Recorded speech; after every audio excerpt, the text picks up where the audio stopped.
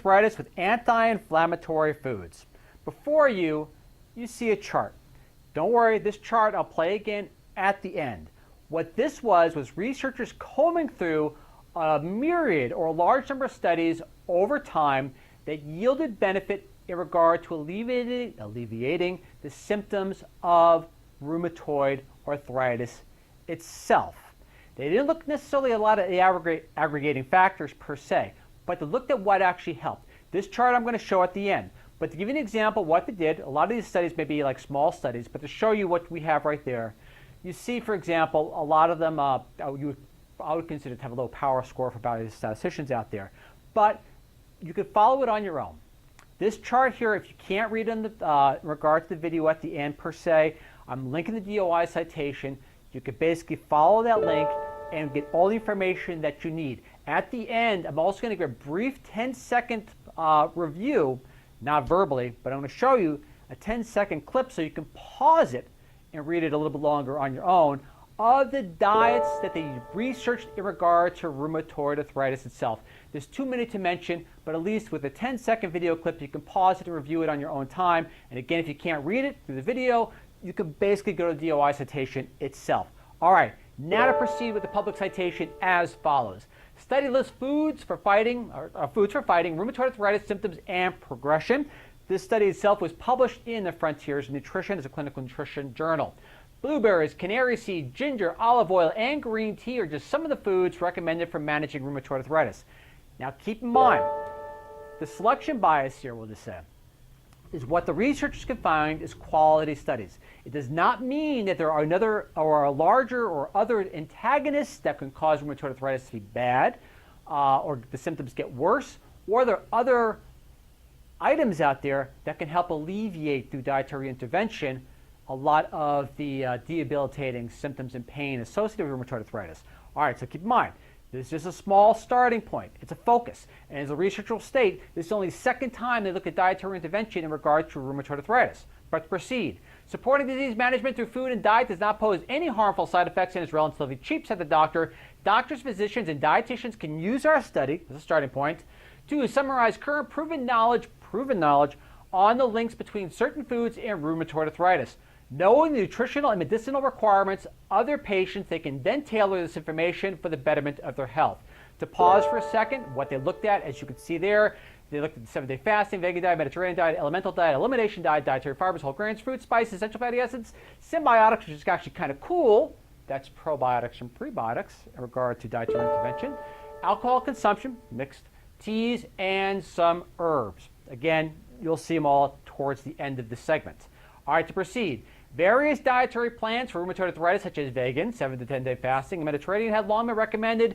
This study is only the second overall assessment of diet on and food on this disease. Provides a very thorough evaluation of current scientific knowledge and makes a point of only reporting dietary interventions and specific foods that clearly show proven long-term effects.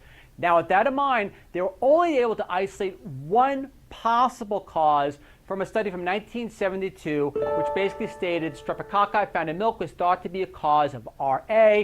The citation title itself was as follows: the primary cause of rheumatoid arthritis and infection.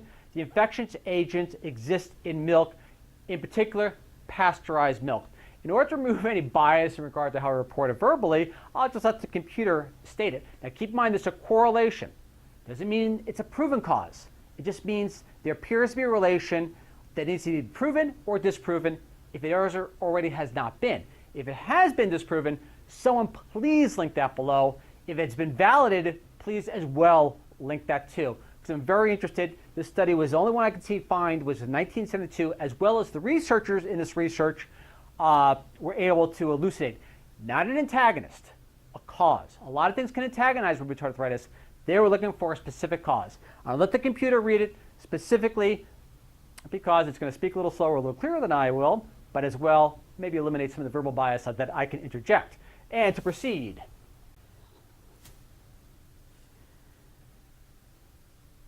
RA.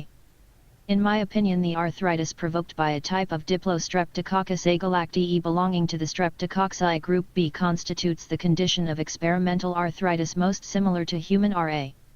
In this respect, it is important to consider that the experimental arthritis provoked by agalactiae is combined with the production of a hemagglutinating macroglobulin which, with our present methods, cannot be differentiated from the human rheumatoid factor, RF. We have long been engaged at our institute in research into the source of infection. In our opinion, it is a question of a milk infection and, as most milk consumed is pasteurized, the infection for the most part derives from pasteurized milk. In this connection, it is important to emphasize that agalactiae cocci are resistant to the temperature used for pasteurizing milk. Furthermore, agalactiae can be cultivated from the nasopharynx in about 75–80% of RA cases.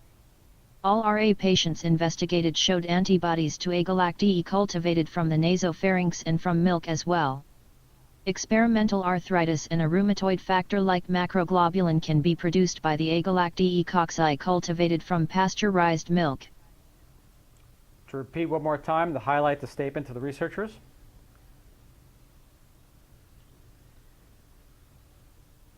In our opinion, it is a question of a milk infection and, as most milk consumed is pasteurized, the infection for the most part derives from pasteurized milk. All right, to keep that point in mind, they're specifically saying pasteurized milk. Primary reason, hypothetically, is that when you pasteurize milk, you kill off all the beneficial bacteria that may be a natural predator to this one particular nasty bacteria. So by killing off all the natural predators to this nasty bacteria, it allows this nasty bacteria to grow. Henceforth, they actually prefer to culture this rheumatoid arthritis causing bacteria in the researcher's mind on pasteurized milk. It seems to be the favorable medium for this bacteria in which to grow and propagate. With that in mind, let us proceed. And also, too, to back up a little bit, the reason the researchers in this particular article mention that is because it is tough to alleviate the symptoms of rheumatoid arthritis if you keep on adding an antagonizing factor. So to reiterate, if there's been any research since 1972 to either prove this research wrong or to validate it, please post. I would like to see an update somewhere, somehow. I tried to find it myself, but I couldn't find any readily available on my own. So if you can help, I appreciate it. But let us proceed. Foods highlighted as reducing the progression and symptoms of rheumatoid arthritis range from fruits such as dried plums, blueberries, and pomegranates, the whole grains, the spices, ginger, and turmeric, as well as specific oils and teas. They can provide a range of beneficial effects such as lowering inflammatory cytokines, chemicals released by the immune system that can cause problems in rheumatoid arthritis patients, reducing joint stiffness and pain, as well as lowering oxidative stress, the ability of the body to counteract or detoxify harmful chemicals. To keep on moving, the authors hope the study can be used as a reference for the development of new medicine. So the researchers weren't trying to say this is the end-all and be-all to the study in regard to food. They wanted you to utilize, or wanted the medical community to utilize this as a stepping stone, some place where they can move forward and basically research more of these foods later on in regard to effect, develop medicines based upon these foods, or whatever, but utilize this current collection of studies as benefit for future research. Our review, according to the researchers, focused on specific dietary components and phytochemicals from foods that have proven beneficial effect on rheumatoid arthritis. Pharmaceutical companies may use this information to formulate nutraceuticals. Nutraceuticals have an advantage over chemically tailored medicines as they are not associated with any side effects, originate from natural sources, and are cheaper. Again, what I'm going to do is I'm going to leave you at this point. I'm going to give about a 10-second brief view of each diet that they reviewed. I will re-show the initial graph, or I should say chart, which was at the beginning, for about 10 seconds again, so you can pause it on your own and look at it in a little bit more detail. However, if you have difficulty reading it from the video, I will link the DOI citation wherever we're posting this video per se, so you can follow the information on your own, especially if you're a clinical nutritionist or researcher.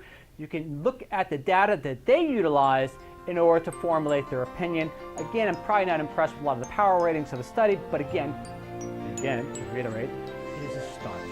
This is Ralph Turchiano, signing off. Look forward to talking to you, or basically seeing you again in 7 days, or you seeing me.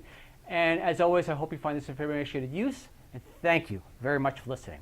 I'll catch you next week. Bye.